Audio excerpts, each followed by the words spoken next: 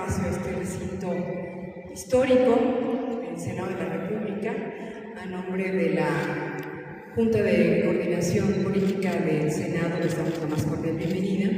Hoy realmente estamos de manteles largos, larguísimos. Estamos muy contentos por presentarles a una gran mujer, una gran cronista, pero además una gran amiga que nos conocemos desde hace, hacíamos cuentas, más de 20 años. Entonces, la verdad es una gente muy entrañable y que bueno, ahora queremos compartir con ustedes este grato momento de manteles largos.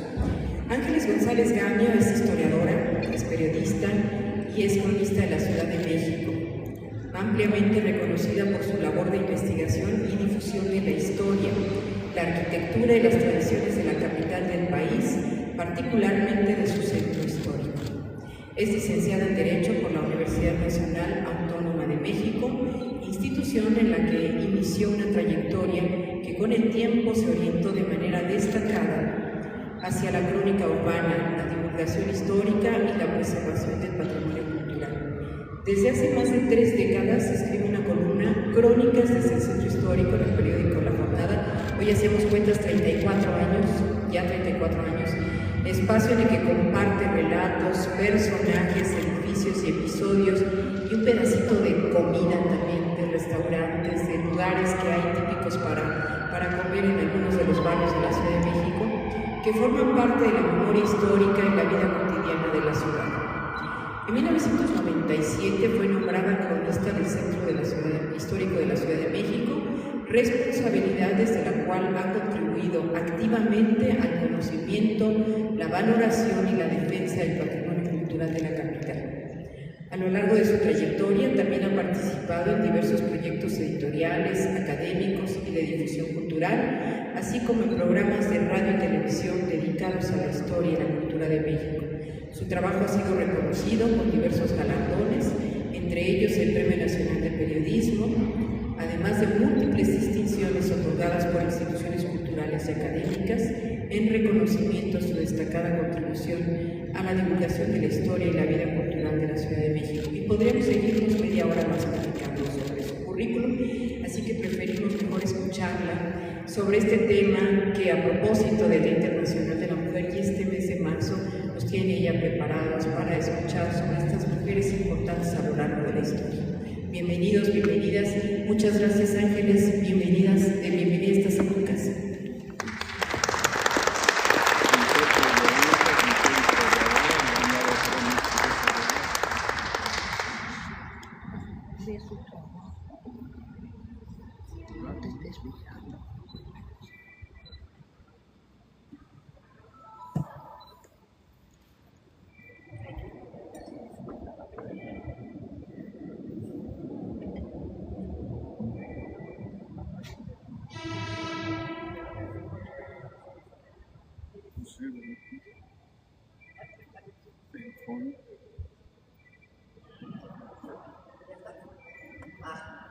Buenas tardes. ¿Se escucha bien? Sí. Ay, pues muy buenas tardes. Qué alegría estar aquí, la verdad, porque bueno, este lugar tan hermoso, tengo muchas caras conocidas, amigos muy queridos que siempre están ahí en las conferencias. Y hablando de este tema muy apasionante, invitada por mi queridísima amiga Marta López, que hace cuantamente joven y de Guadalajara, pero nos conocemos hace muchísimos años, desde que ella era la reina del Palacio Nacional. Yo fui a hacer un trabajo en Palacio Nacional y era ahí ella la encargada de las visitas, y nadie conocía el Palacio Nacional como ella. Me hizo la visita más increíble, yo pedí el presidente y lo conocía como ella. O sea, eso fue hace muchos años. Pero bueno, entonces aquí estamos ahora. Y hablando, fíjense, de este tema de las mujeres, se me ocurrió de lanzar a decir mujeres heroicas del pasado y del presente. Luego yo pensando, ¿qué pensamos por mujeres heroicas? Siempre pensamos las heroínas, las grandes heroínas, ¿no? José, ¿no? Carmen Serrano. Dije, bueno, pues yo uso el término de heroicas para muchas mujeres. Les voy a decir una cosa. Mujeres ordinarias, pero que en mi opinión han hecho cosas extraordinarias. Y les voy a poner 10, porque todos conocemos a un caso, y a lo mejor algunos son un caso. Esas mujeres, que son miles, millones, yo creo, que se han quedado de repente solas, jóvenes, con hijos chicos, con varios hijos, porque el tipo se va, ¿verdad? Bueno, ahora se murió, ¿verdad? Por el tipo, el señor se murió, o simplemente se murió, por otra cosa se fue. Y estas mujeres sacan adelante a esos hijos, haciendo esfuerzos verdaderamente heroicos. Fíjense, yo escribí hace muchos años, en los años 80. Bueno, hice yo con una amiga, Sebastián, una serie de entrevistas para el periódico El Día. Ya, los jóvenes se acordarán de ese periódico. Un periódico que fue muchos años muy famoso. Era un periódico de difusión por el gobierno, la verdad.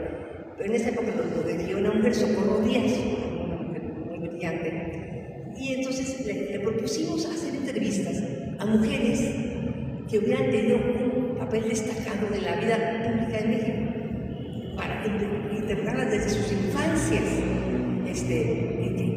¿no? ¿Qué habían hecho? ¿Qué había pasado para que ellas llegaran a ser esas mujeres que fueron? Y después eran mujeres desde gente como Rosario Ibarra, Beatriz Paredes, Benita Galeana, de todo, mujeres panistas, mujeres luchadoras sociales, de todo, ¿no? Pero mujeres que habían destacado en la vida pública de México. Y fue interesantísimo porque, fíjense, después de esas entrevistas que se publicaron en el periódico El Día, se tuvieron tanto éxito, le gustaron tantas Socorro Díaz, que hizo un librito, las publicó en un librito que se llamó Ser y Hacer de la Mujer. Este librito ya está totalmente agotado, se encuentran por ahí unos de los encargos en las librerías de viejo. Yo nada más tengo que mi mamá me lo mandó, como hacía esa cosa de moderación, me lo encuadernó muy elegante. Entonces aquí están estas entrevistas.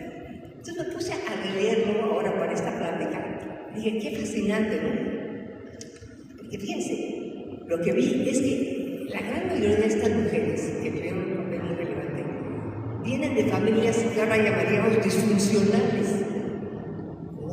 Ese es un término bastante reciente, disfuncional. Pero, y muchísimas de ellas venían de mujeres solas, que están en ese caso que estoy diciendo, las dejaron los maridos, y ellas sacaron adelante como pudieron a sus hijos.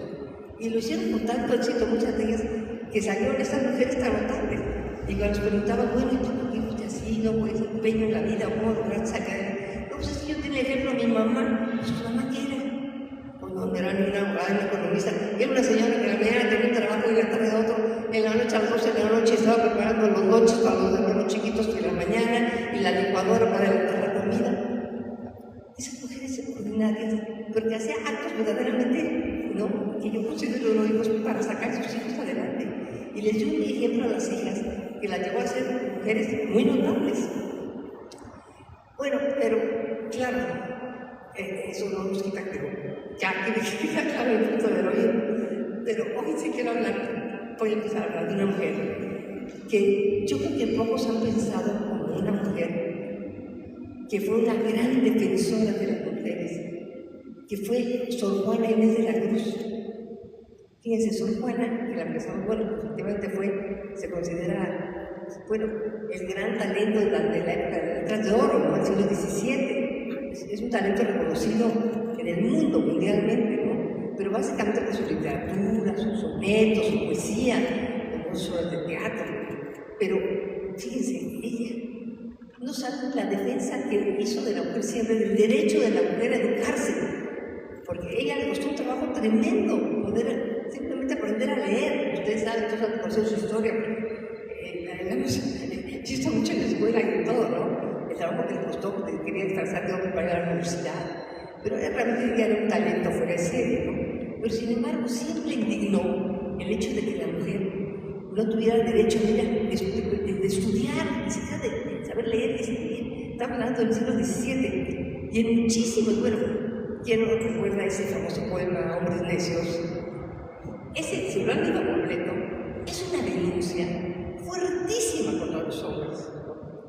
Y, pues, su famosa carta de Sofíotea, que fue lo que, digamos, su ruina, ¿no? Que le contesta a un prelado que había. Bueno, todos han de conocerse el chisme de Sofíotea, de la carta de Sofíotea. El hecho es que en esa carta ella plantea el derecho, su indignación, porque a las mujeres se les limitara el conocimiento literario y de la ciencia, decía que las mujeres tenían exactamente la misma capacidad del hombre. En su caso, más que la mayoría de los hombres, ¿verdad? Pero bueno.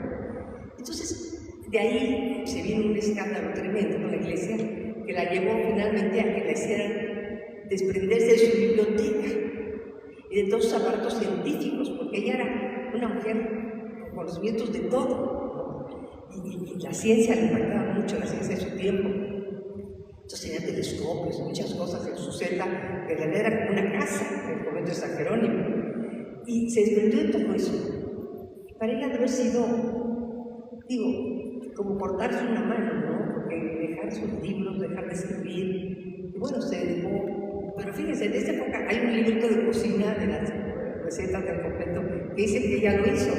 No sé si es verdad. Bueno, lo que sí sabemos es que finalmente se dedicó ya a hacer como vida de monjita en un convento, lo cual yo creo que la mató, hasta que finalmente en una epidemia que hubo en la ciudad y ella se dedicó a cuidar a las monjas contagiadas, se contagió y se murió.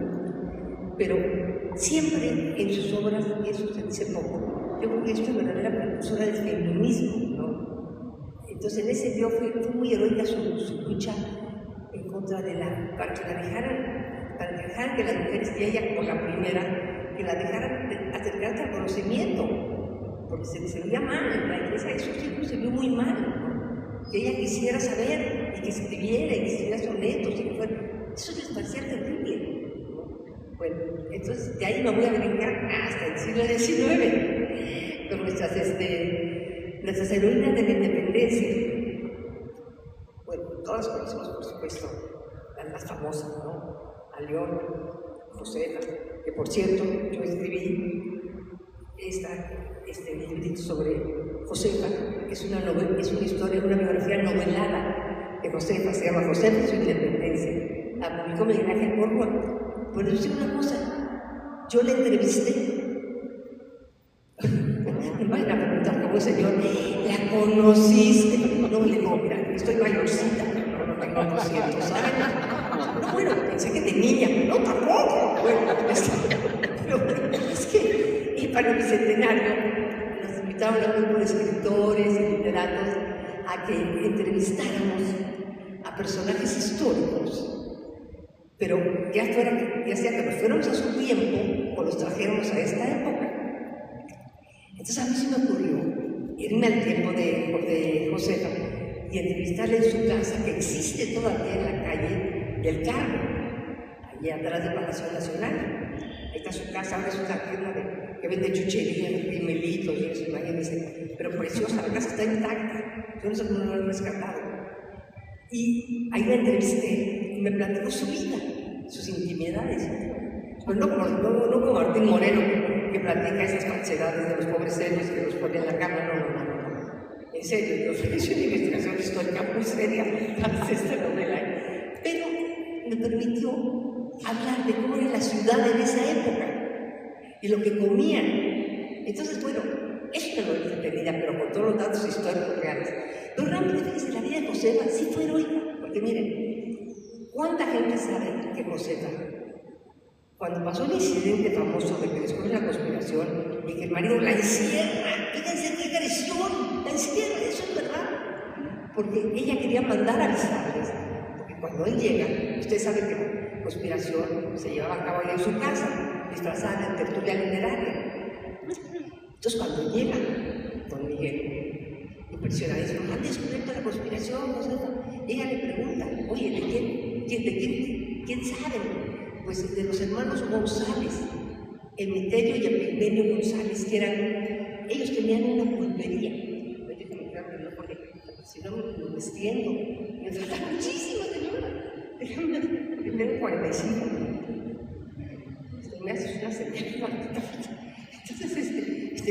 Entonces Josefa le dice, oye, Miguel, pues, ¿saben del padre Hidalgo y de Allende y todo? Pues hay que avisarles, que empiecen el movimiento, ya lo tenemos todo listo, ya está el octubre. Y don Miguel, que era cauteloso, no, Josefa, no vamos a usar nada, se van a descubrir que estábamos ahí involucrados. Ay, por favor, Miguel, si estamos súper involucrados, ¿cómo van a saber si eran aquí? Bueno, no, y viene la discusión fuerte. Como cierto temperamento de Josefa, por eso la encerró en la cama. Pero ella me pasó ese detalle de los taconazos. Es el único real de lo que cuentan en los libros de historia, fíjense lo que les digo. Eso me enoja muchísimo. Primero, cómo la pintan.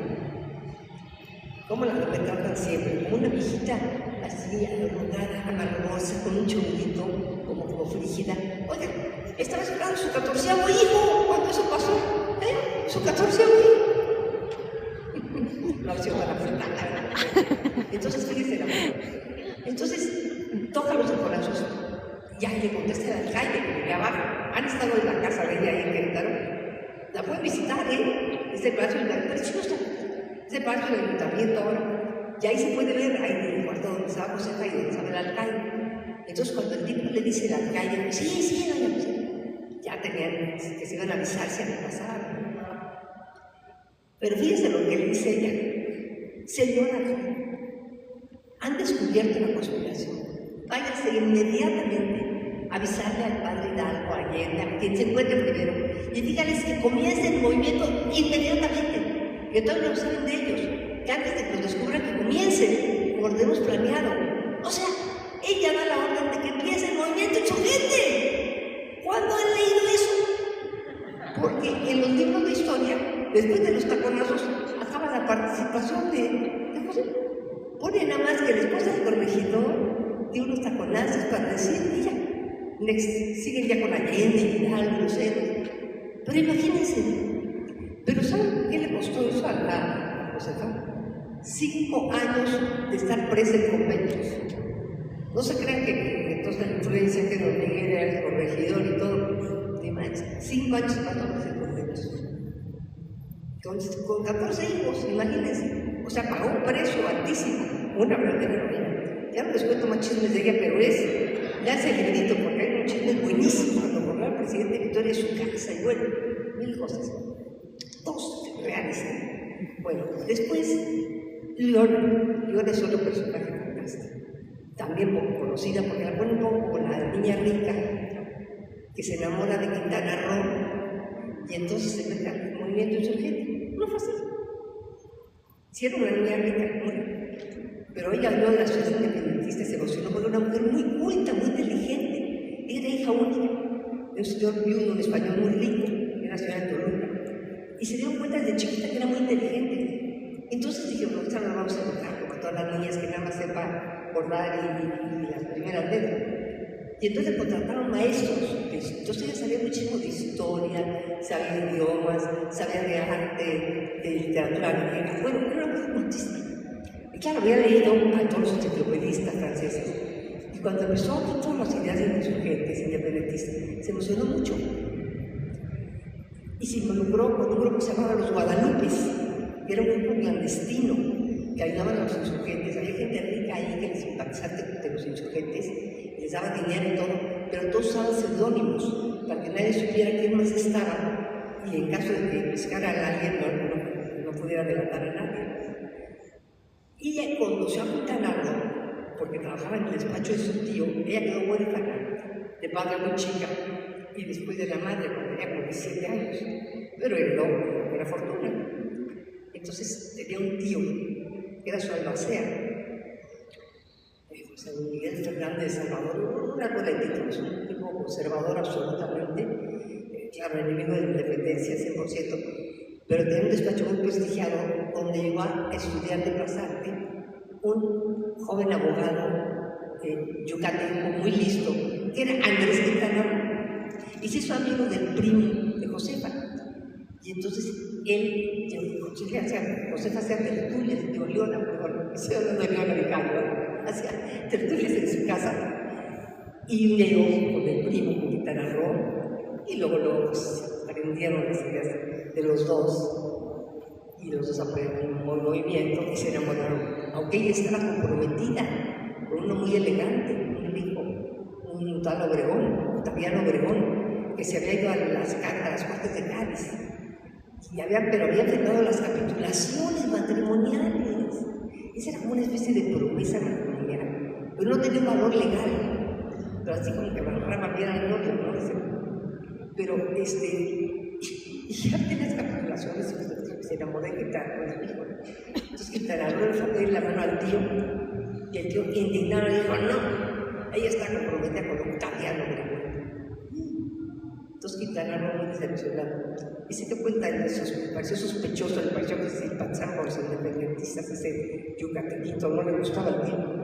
Y entonces Quintana Roo ya se fue con Morelos, que estaba en Chilpancingo, estaba en Oaxaca. Y entonces Leona se quedó en México y siguió apoyando a los insurgentes. Y hizo unas cosas, no se las cuento ahorita porque no está la conferencia de Leona, pero no sabía qué cosas fantásticas hizo. Esas las cuento de la otra Camilita, que es el mismo estilo, que la entrevisté en su casa también. Ahí me di cuenta que le gustaba mucho comer, porque por eso se puso bastante llenita, pero era una mujer muy bella, muy inteligentísima. Y fíjense, ella finalmente se acabó yendo porque descubrieron que les mandaban mensajes a los insurgentes, les mandaban dinero y todo. La apresaron, se llevaron presa al colegio de Belén, y de ahí la rescataron como a los 2 meses de los insurgentes, después de que la torturaron psicológicamente para que dijera que eran sus cómplices, nunca confesó nada. La rescataron los insurgentes y se fue a unir con Quintana Roo a Oaxaca. Ahí las que son curitas, simpatizantes de los insurgentes, y agarró camino con Quintana Roo y con Morelos.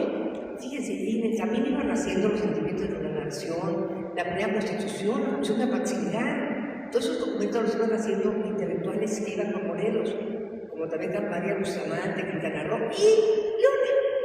Leona tuvo mucha participación en todo eso, cosa que por supuesto nunca se reconoce.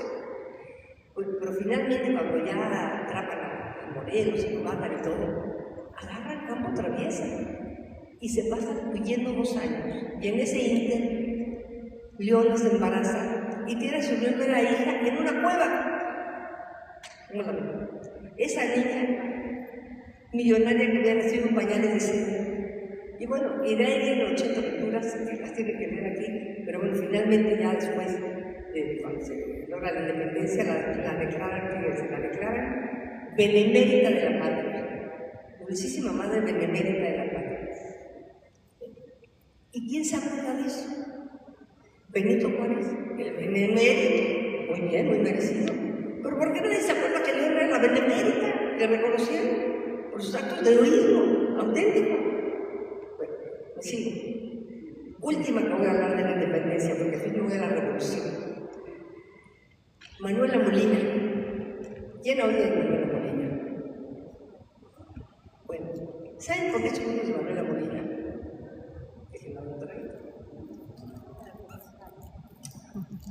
Manuela Molina, fíjense, resulta que cuando en mi literaria muchas historiadoras comenzaron a meter a los archivos de la defensa, los archivos de todos los que habían participado en los movimientos insurgentes, tanto en la independencia como en la revolución y todo, y van descubriendo el diario del secretario de Morelos.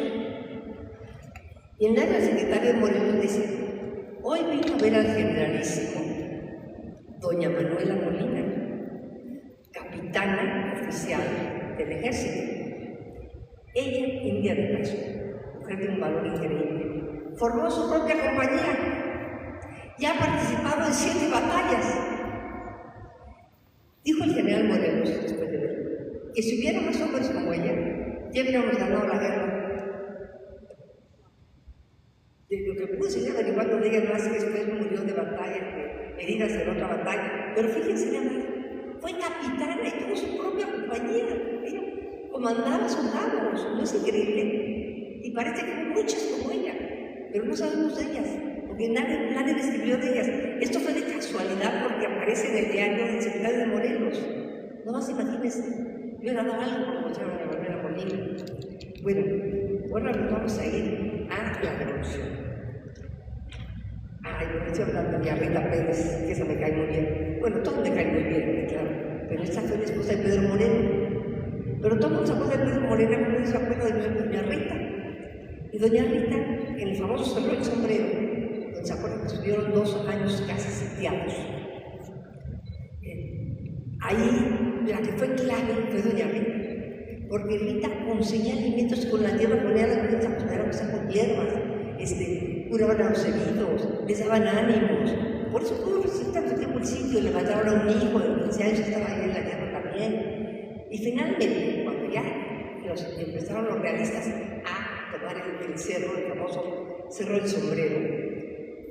Se fueron todos los hombres, comenzando por Pedro Moreno, y dejaron a las mujeres.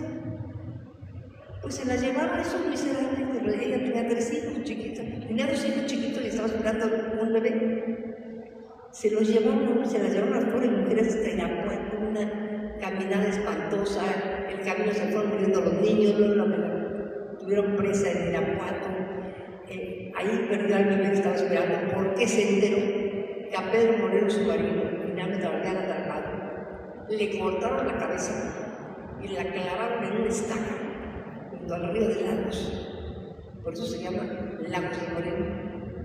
Por eso decían que Pedro Moreno perdió la cabeza por defender el sombrero.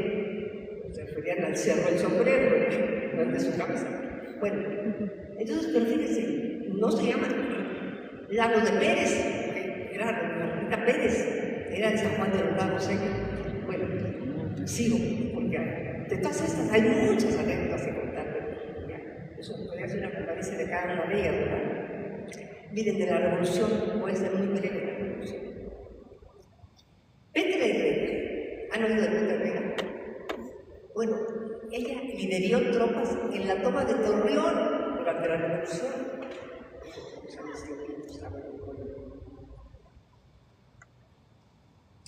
O sea, hubo muchas mujeres que comandaron tropas, pero nunca se supo, eso no se sabe, más que ocasionalmente aparece en algún archivo, y por eso la gente sabe, o en corridos aparecían estos personajes, en fotografías.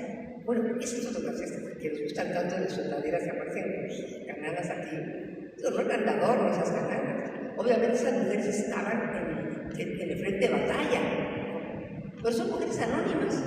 No sabemos quiénes eran, ¿no? Las soldaderas, así, en general, no es de nada más.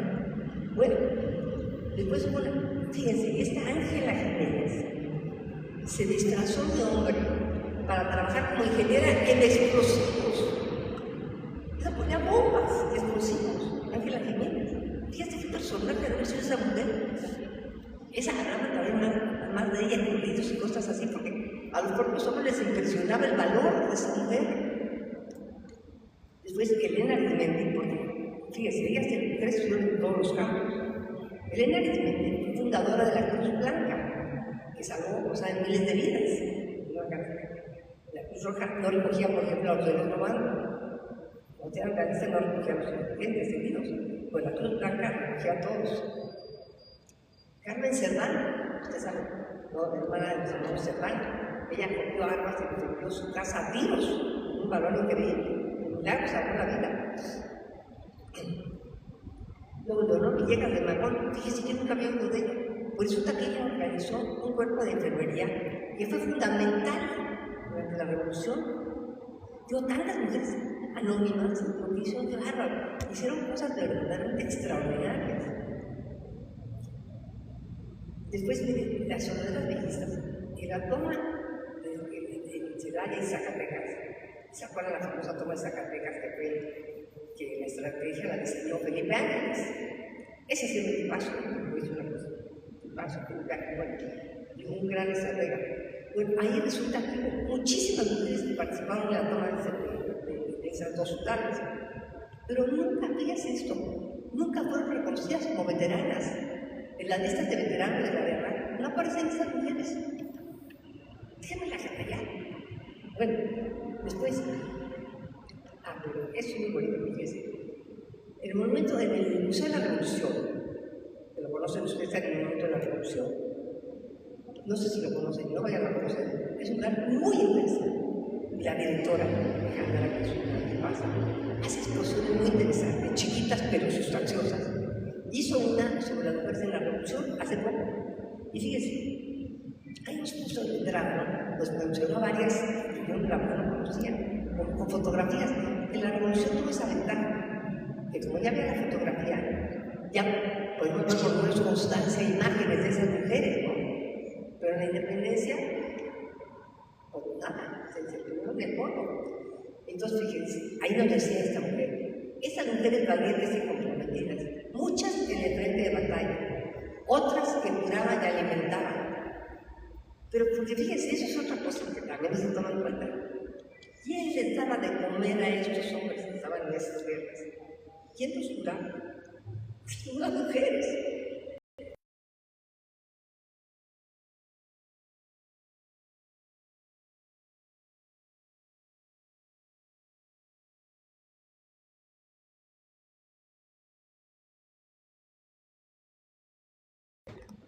Que empieza a Hidalgo a llegar a los pueblos y arengar a la gente, no, vénganse a la independencia, y soltaban los presos, y vénganse conmigo. Entonces los hombres agarraban su escopetón que tenían, o un machete, lo que podían, y se iban.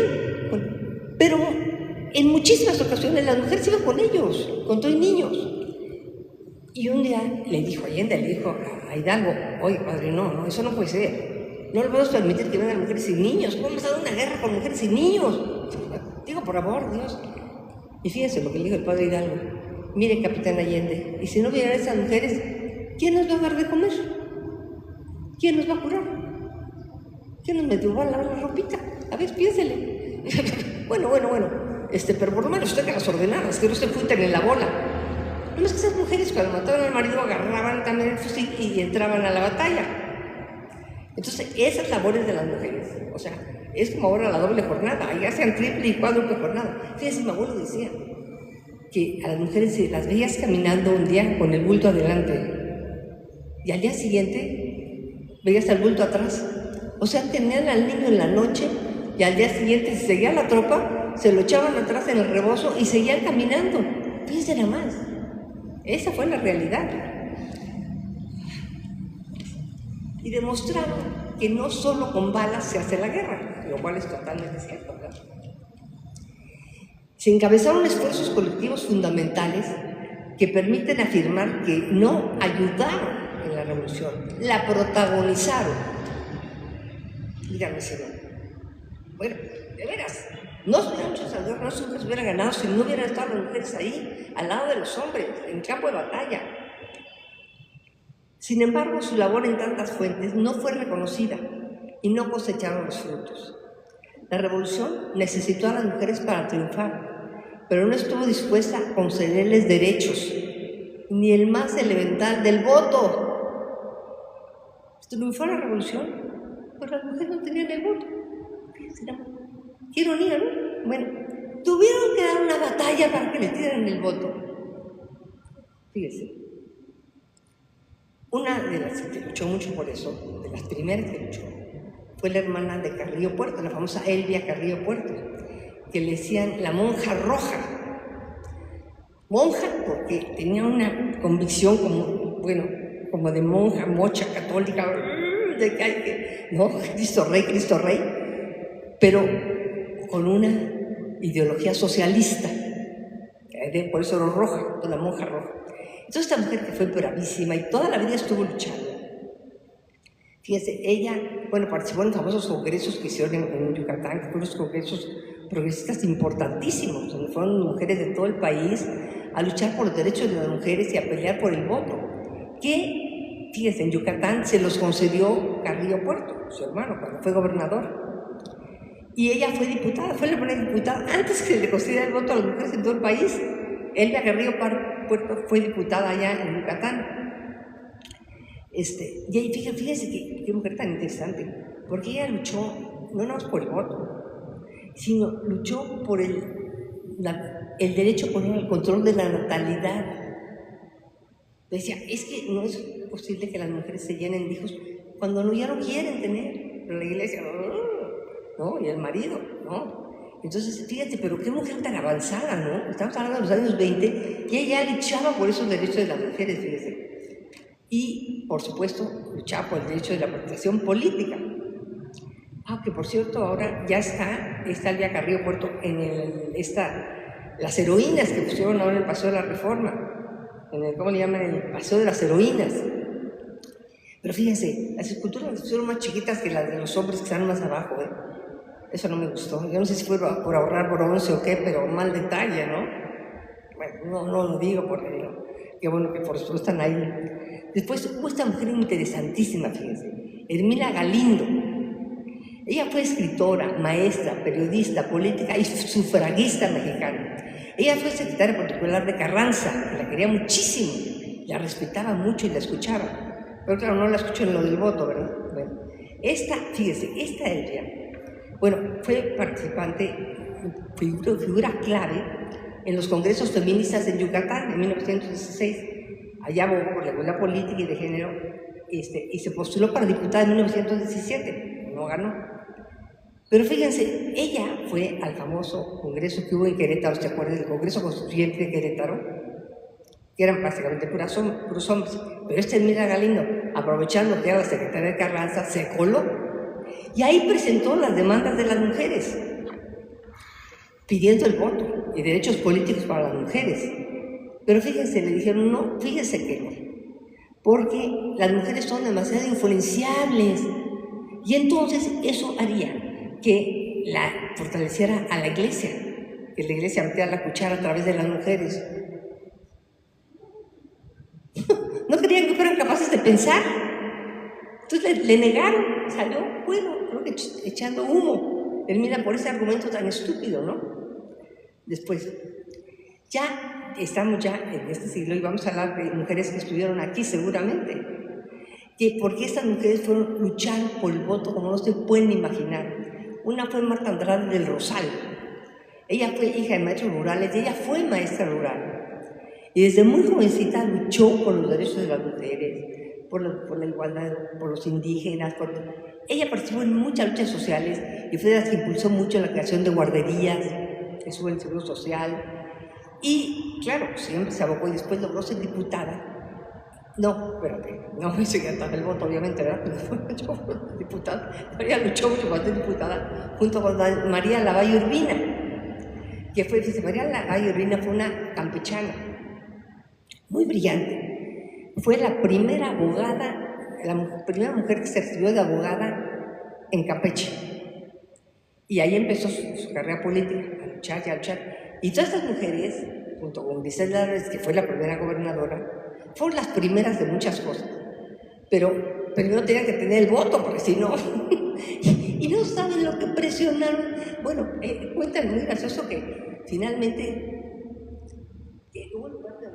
las agredían muchísimo, no saben, los propios políticos las trataban mal, no les chocaban estas viejas metiches. Oye, ¿quién del voto? ¿Y por qué viejas metiches? Cuando eran abogados iguales que ellos, muchas mucho más preparadas que ellos, con una trayectoria de lucha política enorme. Pero viejas metiches, no, que se vayan a su casa a plancharle al marido. Bueno, pues finalmente lograron el voto, pero llevaban años luchando por el voto. Y Marta Andrade fue la primera diputada en 1965, María Lavalle Urbina, senadora, fue la primera senadora en 1964. Yo la conocí de viejita, una vieja maravillosa, y me platicó, no, mira, sí, yo logré ser senadora, pero fíjate, yo un día les dije, porque llegaba yo al Senado y no me hacía ningún caso. Yo un día me paré y agarré el micrófono a la mala y les dije, a ver, señores, no quiero que me den el asiento, porque eso sí entraba yo. Siéntese, doña María. Pero no me daban el micrófono, ni me dejaban hablar ni participar. Dije, no me den el asiento, denme mi lugar, quiero hablar, déjenme participar. Soy senadora igual que ustedes, tengo los mismos derechos. Y entonces a la mala se fue ganando su lugar, pero peleándolo. Pero fíjense las cosas de la vida.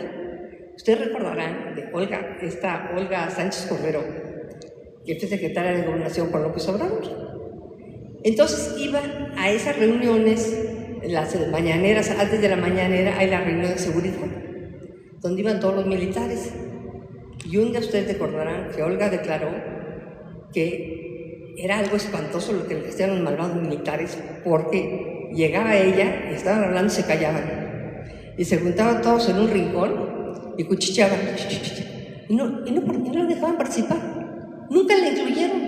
Fíjense, 30 años después de que le hacían eso a María Lavalle, se lo hicieron a Olga Sánchez Cordero en 2019. Es increíble cómo sigue el machismo vivo en muchos casos. Seguro no los señores están aquí, no, estos se ven que no, pero en muchos ámbitos, perdónenme, pero sí. Y bueno, doña Griselda contó toda su lucha un día para ser gobernador, porque estas las conocía de viejitas y contaba unas historias buenísimas. Pero quiero terminar con Benita Galeana. ¿Han oído de Benita Galeana? Ay, no sabe qué personaje. Una guerrerense con una vida como de telenovela de las de antes, esos dramas espantosos, los pobres también lloran. No saben qué vida de esta niña. Desde niña la violaron, los papás no la golpeaban, no le hacían ningún caso. Ella no sabía cómo salirse del pueblo, al final, pero era muy bella, era muy bella y muy inteligente. Entonces se fue como medio prostituyendo para lograr salirse, hasta que logró llegar a la Ciudad de México. Trabajaba de mesera, pero ella no confiesa, ¿no? Que muchas veces se fue con señores para que le pagaran la cena, porque no tenía un peso. Pero fíjense que un día finalmente conoció un hombre que estaba en el Partido Comunista y se empezó a juntar las reuniones y eso le empezó a cautivar tremendamente y resultó que era una oradora maravillosa porque tenía una inteligencia natural notable y entonces de repente en los mítines se paraba y hablaba de las cosas que oía que decían los compañeros y entonces cuando había los mítines decían que hable la de las trenzas, que hable la de las trenzas. Tenía unas trenzas preciosas, era muy bien. Y entonces, fíjense, ahí ya la entrevisté en este libro. Les voy a leer algunas de las cosas que me cuenta porque tenía 83 años entonces. En su casa hay una periodista que ahora es una casa de cultura, la Casa Benita Galeana. Y la adoraban a Benita Galeana, no saben qué mujer más notable. Me contaba sus aventuras cuando eran comunistas. Bueno, finalmente se casó con un periodista, Mario Gil, que se enamoró de ella porque era tan bella y se dio cuenta que era una mujer inteligentísima. Se casó con ella y le enseñó a leer y a escribir, porque nunca había aprendido a escribir ni a leer, pero sin embargo tenía tal inteligencia natural que podía, siempre marco dónde está lo que voy a leer y se me pierde el papelito. Porque quería que oyeran en sus palabras esta historia tan deliciosa que me cuenta, cuando que dice, ay, de Benita Galeana, es que son un chorro de mujeres, también Rosario Ibarra la entrevisté, interesantísima Rosario Ibarra, una mujer también, una luchadora, pero nata esa, que era Galeana. ¿Dónde está la Galeana? A ver, esta me debe de ayudar mi amiga, la artista que está lista. Encontré a Benita Galeana en 51. Aquí está Benita Galeana, ya está en la 51. Es que vale la pena que lo oigan las palabras de Benita Galeana, ¿no?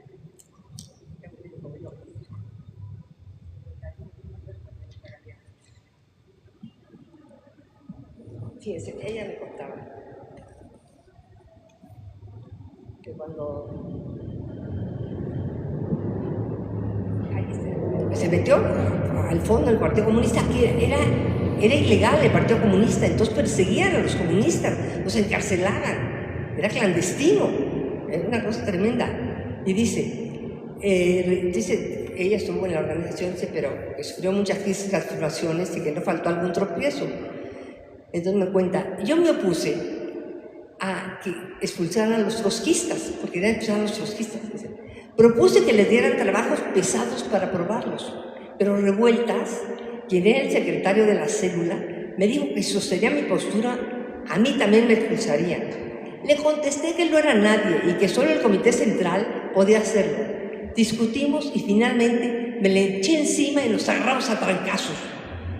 Estuvo presa 53 veces y la metieron en la cárcel, porque después de esas cosas llegaba la policía y se los llevaba después de los mítines. Y luego cuenta chistosísima su reflexión crítica del partido, ¿no? Dice, no me parece el descuido, dice, sí, yo tengo mi crítica al partido, no me parece el descuido que el partido ha tenido con los hombres y mujeres que militan en él. No se preocupan gran cosa por su educación, y yo soy un ejemplo de ello. En todos estos años, los dirigentes no mostraron ningún interés por encauzarme, por mejorar mi trabajo revolucionario y por hacerme una luchadora más consciente y capaz.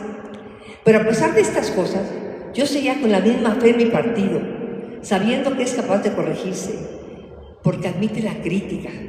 Pensaba, si el partido, con todos sus errores, ha logrado transformar mi vida, arrancándome del vicio. ¿Qué no haría si corrigiera estas fallas? Pues sí, porque ya que su vida había sido tremenda. Y para terminar, algo chistosísimo que me dijo de las comidas corridas. Ay, es que era una qué mujer más divina. Hay gente que uno piensa, ay, este no se había de morir, o esta no se había de morir, ¿verdad? Aunque sean muy viejitos, porque son gente tan extraordinaria, que dice uno, no, pues esa gente nutre el alma, nutre la vida. ¿Dónde está lo que cuenta?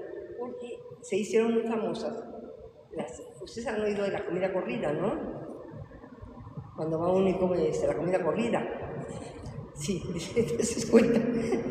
Los jóvenes del partido vivían en una miseria terrible. No tenían que comer. Pasaban hambres. Entonces el grupito de estudiantes comunistas, compuestos por Rodolfo Dorantes, Enrique Ramírez y Ramírez, que después dirigió El Día, por cierto, ese periódico, José Juan de la Cabada, el gran escritor, José Revueltas, Raúl Calvo, bueno, varios otros. Les daba por llegar a los cafés y restaurantes y pedir de comer. Después que se habían hartado, echaban a correr. A eso le llamaban cenas corridas. Dice, en una ocasión vinieron a México los escritores españoles Rafael Alberti y María Teresa León. Los jóvenes comunistas les ofrecieron un banquete corrido, pero como eran los homenajeados, les dieron media hora de ventaja para que salieran antes de que se armara el lío, porque claro, no corrían atrás de lo del restaurante. Miren, nomás se nos murió Benita Galeano. Bueno, pues yo aquí termino. Muchas gracias. Gracias.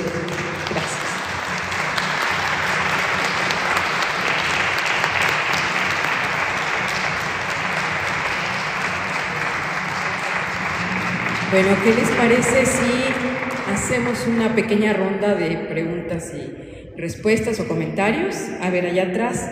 A ver, Lore, si me ayudas con...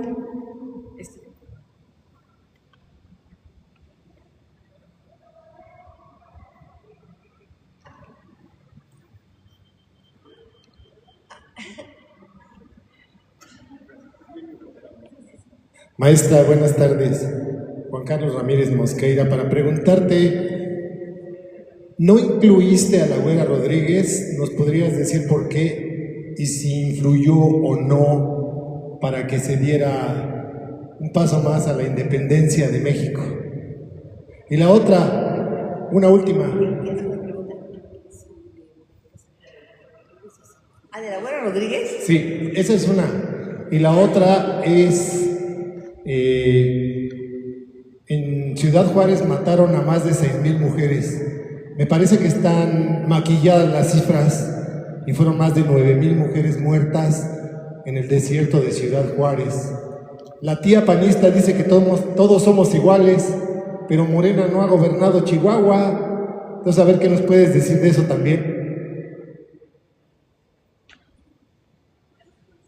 La Güera Rodríguez apoyó mucho el movimiento insurgente. Fíjese, ahí está otra canallada.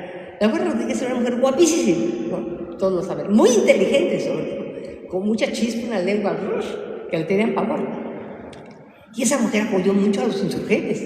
Pero, claro, subrepticiamente, porque ella sabía mucha información, porque estaba en todas las fiestas del virreinato y era la estrella, ¿no? Una fiesta donde invitaron a la Güera, porque ella estaba toda guapísima con sus joyas y decía impertinencia y media, entonces se morían de la risa, pero sacaba información. Pero fíjese, un día, ya más voy a contar esto de ella, la llamaron de la Inquisición porque se enteraron que estaba apoyando a los insurgentes y la sentaron frente a 3 jueces muy severos de la Inquisición, ahí en el Palacio de la Inquisición, le dijeron, señora Rodríguez, bueno, tenía como 10 nombres, señora Rodríguez, se dice que usted está apoyando a los insurgentes, que les presta su hacienda que tiene en Querétaro para que se escondan y para que guarden armamento y cosas, y que les manda dinero. Y entonces ella le dijo, eso se dice, un abanico muy elegante, ay, fíjense nomás, es que se dicen tantas cosas, fíjense, se dice que el párroco de la iglesia de San Miguelito, en la noche, mete mujeres, y que de la profesa, con los acólitos, se los mete a la sacristía. Se dicen unas cosas y empieza a contar todos los chismes que sabía.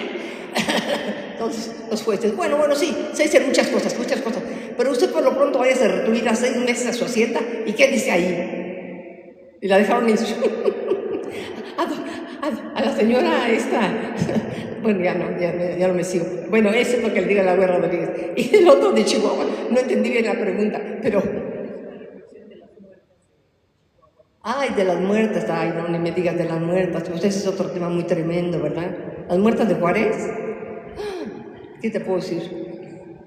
Esa sería una conferencia que teníamos que venir con pañuelitos para llorar. No, esa canallada. No te puedo decir eso, porque es otro tema que tendría que estudiar a fondo. Nada más te digo que sí me estremece. Gracias. Buenas tardes, soy José Miguel Vargas. Complementando la información que dio el señor. Sí.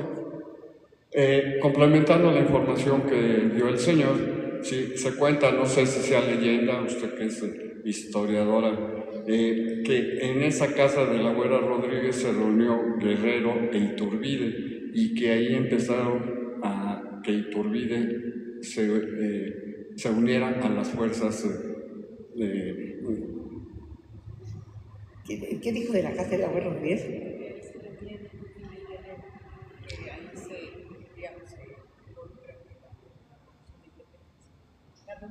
Sí, se cuenta, no sé qué tan cierto sea, ¿verdad? Pero varios escritores lo han puesto ¿Sí? como parte y que ahí fue donde pactaron que se uniera Iturbide a las fuerzas rebeldes, ¿no? Si es cierto o es como tantas cosas que nos cuentan en la historia, ¿verdad? Que no se han comprobado. Y mi segunda pregunta, también, Gertrudis Bocanegra, ¿no la incluyó usted? No, que no lo sé de eso. La michoacana. Pues, ¿De cuál?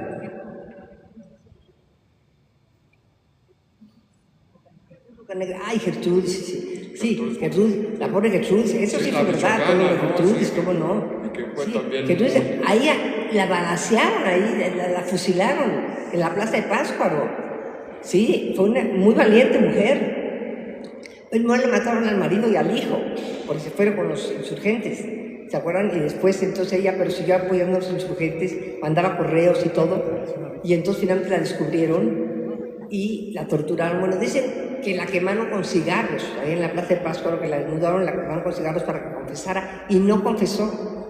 Y finalmente la fusilaron ahí en la plaza de Pátzcuaro. Ahí está su escultura, su estatua que la recuerda. No, o sea, hay una cantidad de mujeres, nos podemos quedar hasta mañana hablando de todas las mujeres que hicieron actos heroicos en la independencia y en la revolución, y actualmente. Buenas tardes, maestra. Como siempre, muy interesantes sus pláticas. Y bueno, como siempre, también la saludamos desde el barrio de Tacubaya, a sus amigos del colectivo allá Tacubaya. Y creo que hay dos mujeres que son muy interesantes de comentar, ojalá lo pueda hacer en otra plática, que son originarias del barrio. La primer cirujana, Matilde Montoya, y por supuesto, Carmen Mondragón, la famosa Nauri Olin. ¿Cómo no? Bueno, sí, la primera médica, ¿no? Se refiere a la primera médica. Sí, cómo no. Esa mujer muy notable, la otra, claro, las dos Nahui. Bueno, Nahui no apoyó exactamente el movimiento, ni ningún movimiento, pero fue una mujer muy libre, muy... Sí. Sí, muy buenas tardes, excelente. Todos disfrutamos la ponencia de la maestra Ángeles, a la que admiramos bastante, casi todos o todos. Mi pregunta, buen comentario. Uno podía pensar que el machismo se da en el ámbito de la ignorancia masculina, cuando el hombre pues, tiene poca escolaridad, pero no, vemos que no. Me viene a la mente el caso de dos literatas apreciadas por todos nosotros, Elena Garro y la eximia Rosario Castellanos. Ambas pues, fueron reprimidas por sus parejas. Elena Garro, pues, de una forma grotesca, fue obligada por Octavio Paz a quemar sus manuscritos.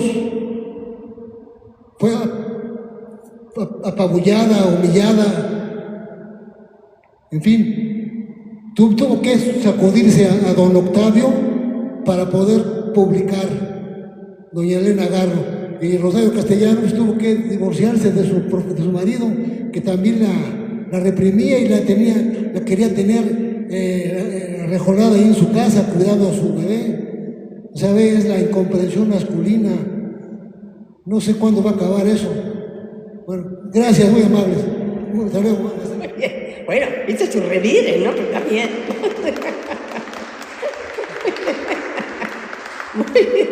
Este señor va a todas las conferencias, es una cosa muy hermosa este señor. Por eso me diga lo que quiere usted. ¿Alguien más que quiera participar? A ver, allá atrás, y luego en medio, y luego un poquito más adelante.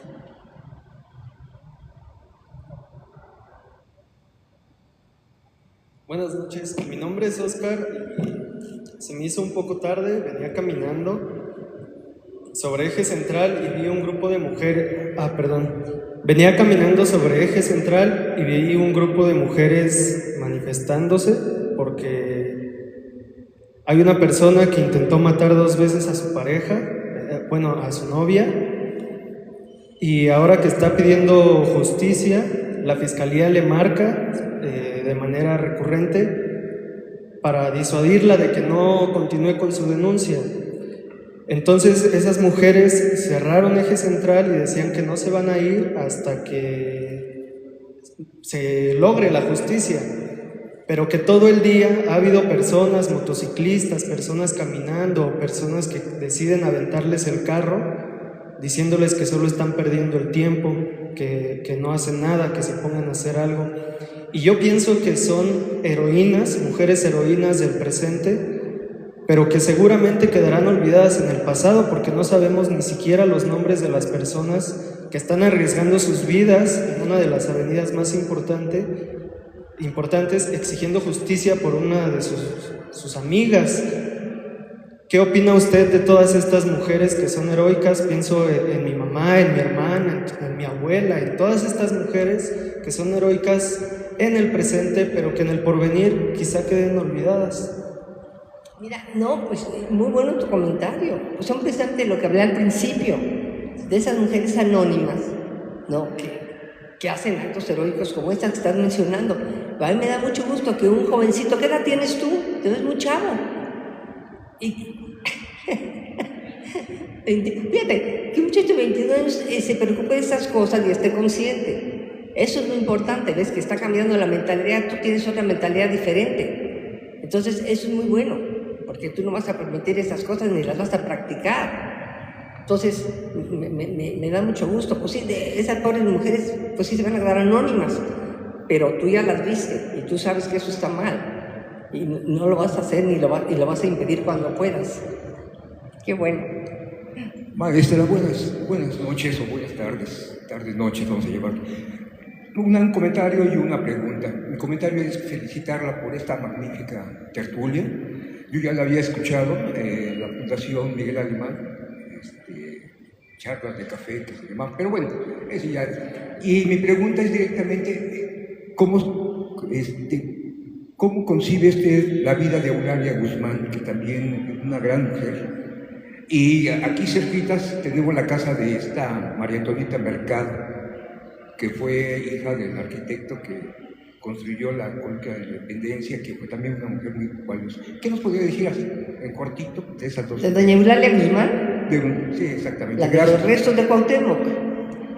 Ay, pues mira, pobre doña Eulalia, porque yo no sé si los restos sean o no sean, pero ella hizo un gran trabajo y con mucha convicción y muy todo. Y la verdad que la trataron muy mal a la pobre y se burlaron de ella.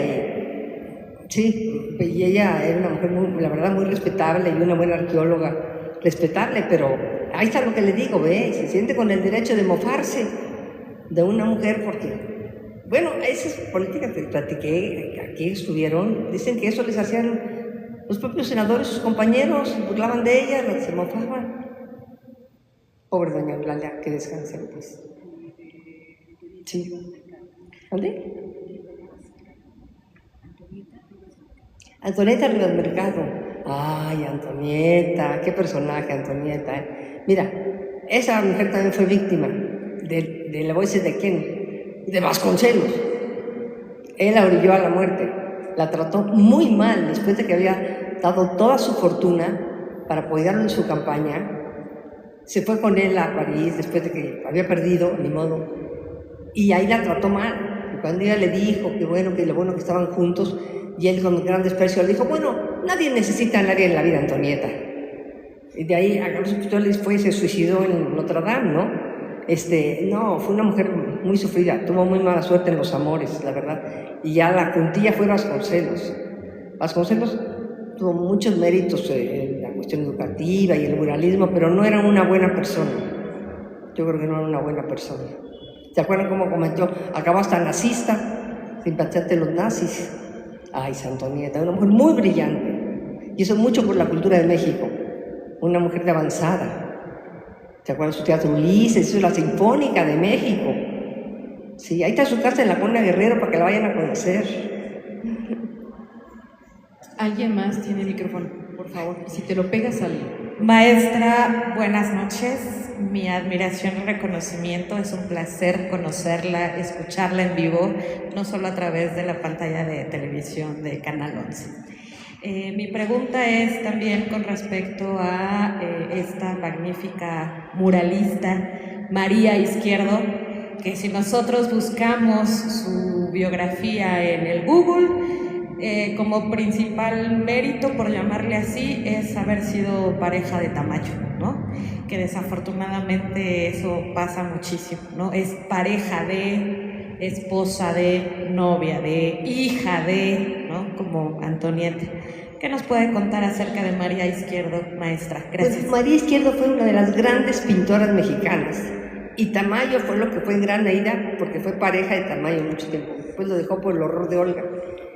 Y María, les voy a decir la canallada que le hicieron, siendo una gran pintora. Bueno, pues es la portada de este libro que les enseñé, es una obra de María Izquierdo. Ella logró que la comisionaran para pintar todos los cubos de la escalera del Palacio del Ayuntamiento, donde está Clarita Brugada. Bueno, entonces ya le dieron un anticipo, hizo los bocetos de todo, preparó todo, espléndidos bocetos, porque ahí están los bocetos, una maravilla. Y cuando iba a empezar la obra, Diego Rivera y Siqueiros fueron a grillar con el regente de la ciudad para decirle, no, ¿cómo vas a hacer eso? ¿Cómo le dieron la obra a esta señora? Ella no va a poder. Una mujer no puede hacer murales, no tiene la fuerza para hacer un mural. No, quítenle la obra porque no es capaz de hacerla. Y el sonso viejo se lo quitó.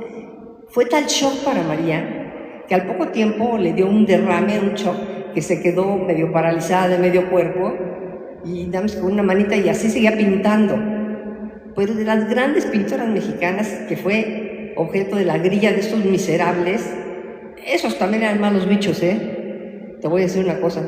También, ¿ustedes han estado en el mercado de Lado Rodríguez? Bueno, ¿han visto los murales que están en la gran escalera cuando llega uno al cuadro al mural escultura de Isamu Noguchi? Esos los pintaron dos gringuitas, Marion y Grace Greenwood. Unas que se emocionaron con lo que estaba pasando en México, igual que Isamu Noguchi, ¿no? Del muralismo mexicano, llevar el arte al pueblo, las ideas socialistas y la igualdad. Y se vinieron a trabajar a México ofreciendo que no les pagaran, nada más que les dieran muros para pintar. Bueno, pues Diego trató de obstaculizar que vinieran. Mandó cartas para decir que no vinieran esas gringuitas, que tenían que hacer aquí. Magníficas pintoras, vayan a ver sus obras. Parece como si fueran de Diego. Yo por eso no quería que vinieran. Pero fíjate, ¿por qué obstaculizaron a unas pobres gringuitas que venían a dar su trabajo, que eran buenas pintoras? O lo de María Izquierdo. Qué cosa, ¿verdad? Qué bueno que hay muchachos como ese que está ahí. No, pero tú no permitirías eso. Sí. Y con eso cambian las circunstancias culturales, ¿eh? María Izquierdo está sobre en los museos, el Museo de Arte Moderno y todo, ¿eh? ¿Alguien más que quiera participar? A ver, dos. Buenas noches, maestra. Es un honor conocerla. Yo también la veo y la escucho y ya traspasó la televisión. Muy amena su plática. Hace poco yo participé en un curso de muralismo en el Senado de San Lázaro y curiosamente el grupo mayoritario de ese proyecto fuimos mujeres Y retomando lo que decía la señorita que me antecedió, efectivamente muchas mujeres muralistas han sido borradas de la historia al no mencionarlas. Muchas incluso fueron obligadas a cambiar su nombre por el de un caballero para poder aparecer en alguna pintura. Entonces sí me parece también muy interesante lo que comenta la señorita, porque yo lo viví, el maestro nos lo comentó, hablaba de Aurora Reyes, de Rina Lazo, de muchas muralistas que no aparecen en la historia. Y como dice usted, esta plática como que da para más, no solo hablar de la historia, del arte. También hay muchas mujeres que han sido relegadas, pero como decía el maestro, nos decía el maestro en aquella ocasión, mientras nosotros sigamos mencionando su nombre y conociendo sus pinturas, ellas tienen que vivir igual que muchas de nosotros. Entonces sí me parece también muy importante que, no sé, en otro momento usted también nos hable de las mujeres en el arte, que eso también es muy importante, porque pues ahorita es la mejor manera que nosotros tenemos para admirar a esas mujeres que fueron opacadas, que fueron borradas de la historia. Entonces, esa es nada más mi anotación y muchas gracias por su plática. Muy bueno tu comentario, muy bueno. Por eso les dije que me puede quedar hasta mañana hablando de mujeres heroínas. Pero claro, ese es muy buen tema, muy buen tema. Gracias. Adelante, allá atrás. Sí me escucho, ¿verdad? Bueno, lo mío también es un comentario, agradecerle por esta extraordinaria tertulia, por abrir estos espacios donde podemos dialogar todos, por traernos a la memoria a estas mujeres históricas del pasado y del presente, y expresarle que una de las mujeres del presente que me inspiran mucho, pues es principalmente usted. Muchas gracias. Qué linda, gracias. Acá adelante, atrás de Israel. Sí. Muchas gracias. Buenas tardes, señorita. Bueno, maestra, usted me dio clase. Tomé un curso en el Palacio con usted. Solamente quiero agregar un poquito acerca de Gertrudis Bocanegra. Cuando la iban a fusilar, ella les iba gritando al pueblo: no se dejen, no, sigan luchando. Todo eso fue gritando en purépecha. Ella era criolla, pero estaba con el pueblo, y en purépecha les fue gritando a la gente que estaba ahí. Disculpen, nada más quería yo agregar eso. Ay, pues muy bueno su comentario. Muchas gracias. Muchas gracias. Pues, buenas noches. Felicitarla por su valiosa participación y por su generosidad al compartir con nosotros tanto conocimiento. Mi pregunta es, de toda la historia, ¿tiene alguna heroína favorita? ¿Alguna que haya impactado más en su vida? Es cuando me preguntan, ¿cuál es su edificio favorito del centro histórico? Mira, está muy difícil. Pero como les dije, como se notó, Benita Galeana me es muy favorita, porque una mujer de veras con una vida tan tremendamente dura, ¿no? Y una resiliencia para salir así, volverse esa oradora maravillosa y todo. Es una mujer que me es muy simpática, porque aparte la conocí, no de viejita, pero estoy segura, bueno, diría que es favorita, pero hay tantas. Bueno, Manuela Molina, como dije, me fascinaría conocerla, ¿no? Estas mujeres de la independencia, esas mujeres anónimas que estuvieron ahí en el campo de batalla, ¿no? Me recuerdo a los hombres que participaron en la batalla de la toma de Zacatecas, que fue una cosa pero tremenda desde el punto de vista militar, ¿no? Y que nunca ni sabemos cómo se llamaban, pero que tuvieron una enorme, fue fundamental su participación. Pues es que sería muy difícil, pero te diría para decir tu nombre, Benita Galeana. Aunque no fue una independentista ni nada. A ver, adelante. ¿Qué tal? Muy buenas noches. Muchas felicidades por la conferencia, muchas felicidades por tanto conocimiento que nos comparte. ¿Qué nos podía decir, aunque no es una heroína tan como tal de Alma Reed. ¿Quién puede decir las heroínas? La de Alma Reed, la novia de Carrillo Puerto. Alma Reed. ¡Ay, Alma Reed! Sí. ¡Ay, Alma Reed! No, hombre, ha sido una mujer maravillosa, Alma Reed. Porque, bueno, él, pues nos dejó gracias a ella nos dejó esa canción maravillosa de Peregrina, ¿verdad? Sí. Pero fue una mujer, ella impulsó mucho el arte mexicano en Nueva York. Sí, a Orozco lo apoyó mucho. Tenía una galería importantísima en Nueva York y vendía obras ella dio a conocer mucho a los mexicanos allá, entre otros a Orozco, y apoyó cuando Orozco estuvo allá en Nueva York, que estaba muy pobre, lo apoyó mucho. Después escribió una biografía magnífica de Orozco, un librote así que vale la pena leer. O sea, ella fue una mujer que de verdad amó México, amó el arte mexicano y amó a un mexicano que debe haber sido un tipazo. Sí, era muy a Carrillo Puerto, ¿verdad? Imagínense cuando lo asesinaron.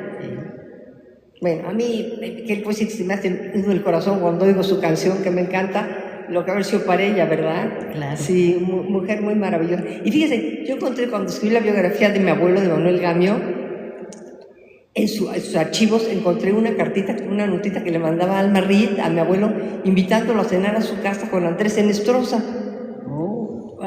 A mí me tocó conocerla. ¿La conocí? Sí, la conocí cuando yo era muy chica, me tocó conocerla.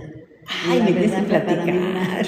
Me tienes que platicar. Recuerdo hermoso. Fue muy chiquito pero estuvo muy joven, ¿no? Y para conocer a Alma Reed, qué barbaridad, mira, qué bien. Bueno, y muchas felicidades por todo lo que nos aporta y nos da.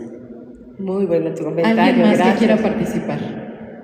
Haciendo caso de la sugerencia la semana pasada, déjenos participar porque esta es una tertulia literaria. Pues la intención es que todos convivamos y bueno, Ángeles ya nos aportó una gran cantidad de datos y bueno, siempre la fascinación de trabajarlo a través de la crónica y de la forma especial que lo hace ella. ¿Alguien más que quiera compartirnos algo acá de este lado? Y todavía nos falta un cachito para terminar marzo y seguir hablando de mujeres. Antes de irnos les doy un par Buenas noches. de notas. Bueno, a mí en lo particular me gusta mucho la historia de Rita Pérez, porque ofrenda en un acto heroico la vida de su hijo para salvar la vida de otros soldados que sí podían ser salvados, ¿no? Sabiendo que su hijo está muriendo ahí en el Cerro del Sombrero, ella se dedica a curar a otros que sí podían ser salvados. Entonces, me parece que el corazón de una familia mexicana donde ofrenda la vida de su familia, ofrenda la vida de sus hijos, sabiendo que también su esposo es asesinado y aún así ella continúa apoyando la lucha independentista. Entonces, para mí, creo que es una gran heroína. No sé si nos quiere aportar. Totalmente de acuerdo con usted. Es que le digo, cada una por diferente cosa, pero son mujeres de verdad extraordinarias. Bueno, que hicieron actos extraordinarios. Lo que a mí me encanta decir, porque que son mujeres ordinarias, como todas nosotras, pero que de repente la vida les pone una circunstancia y ellas hacen esos actos extraordinarios, inclusive de sacrificio personal, como este de Rita Pérez, ¿no? Y muchas hicieron cosas así, ¿no? Pero muchísimas, miles. Entonces, pues, ¿cómo? O sea, son totalmente heroínas, ¿verdad? 100%. Aunque sean mujeres anónimas, ¿verdad? De la calle, pero sí. Estoy de acuerdo con usted. Muy bien. Pérez. ¿Alguien más que quiera participar? A ver acá. Buenas noches, yo soy Dulce María Flores, soy maestra de secundaria, nivel secundaria. Entonces ahorita no me acordaba del nombre de del personaje y ahorita lo busqué ahora sí. ¿Por qué te pongas el micrófono para que la encontré, ya me acordé de Lucrecia Toriz, mujer que es una mujer de Ciudad Mendoza, Veracruz, que estuvo en lo de la huelga de Cananea. Bueno, de lo de las fábricas textiles más bien. Entonces, Creo que falta conocer mucho de ella, de que estuvo en las fábricas, ¿cómo se podría decir? Estuvo en las, ayudando a los que estuvieron trabajando, a los que murieron ahí en la huelga de todas las fábricas de Nogales, Veracruz y de Río Blanco. Entonces creo que no es muy conocida Lucrecia Toriz. Ahí estuvo con la época de 7 de enero del 1907. Nada más era el comentario. Gracias.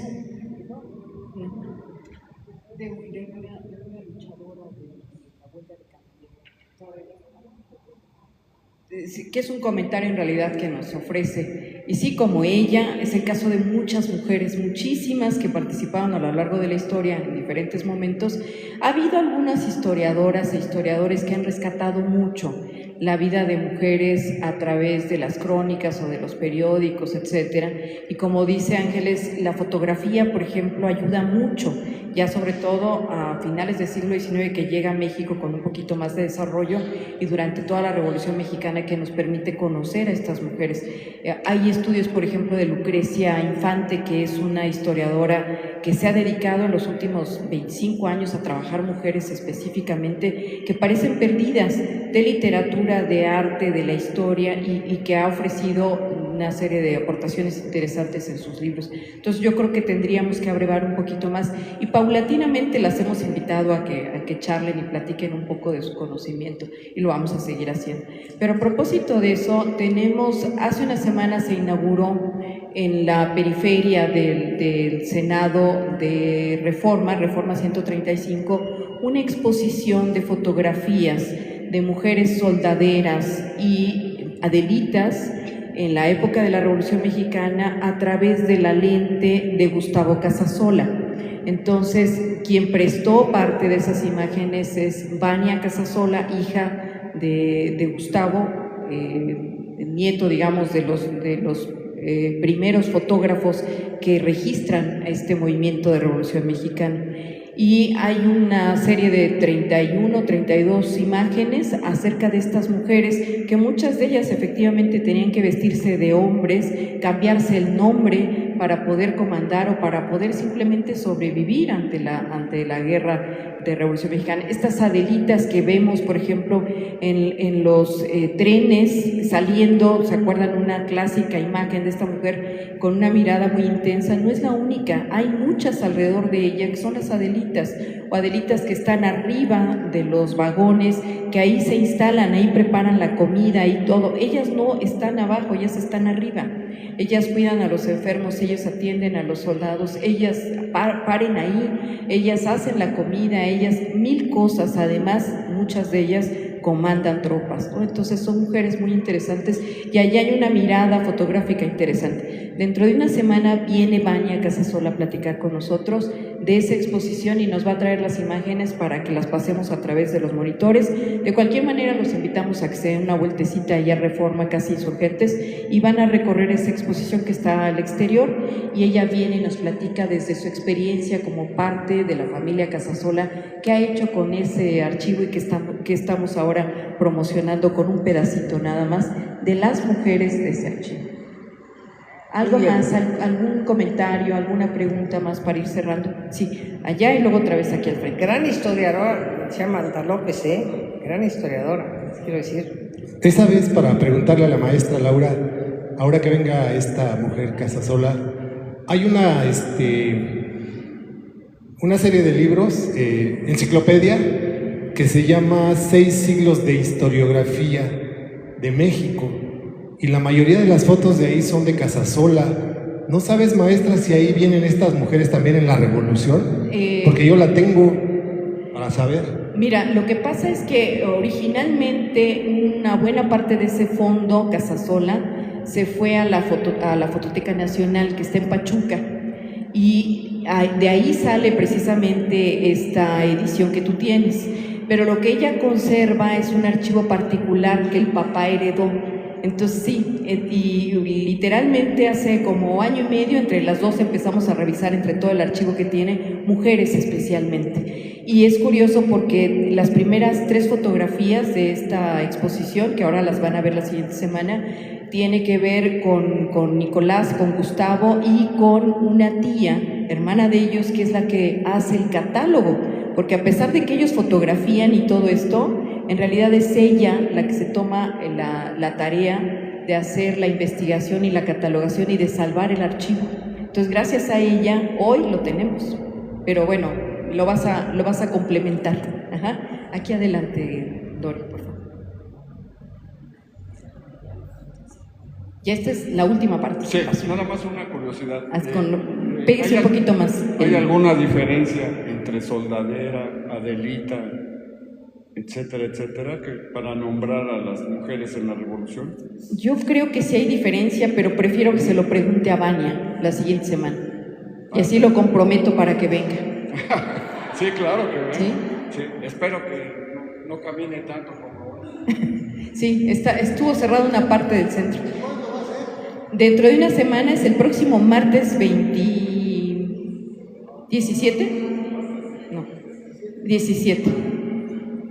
Y es el martes dentro de una semana a las 6 de la tarde, igual que hoy, igual, ¿sí? Y luego tenemos, bueno, ustedes saben que tenemos nuestros ciclos de música clásica los viernes, que siempre hago publicidad, aunque lo saben y vienen, pero el día 23 de marzo vamos a tener la participación de Guadalupe Vega, que es una actriz joven, que esto ya es por parte del Instituto Nacional de Bellas Artes y Literatura, con una serie de lecturas negras afromexicanas. Dado que estamos todavía en el mes de marzo y de las mujeres, ella viene a hacer una lectura en voz alta. Y pues bueno, con esto les agradecemos mucho su asistencia, su participación y una felicitación y un aplauso muy caluroso a nuestra amiga Ángeles.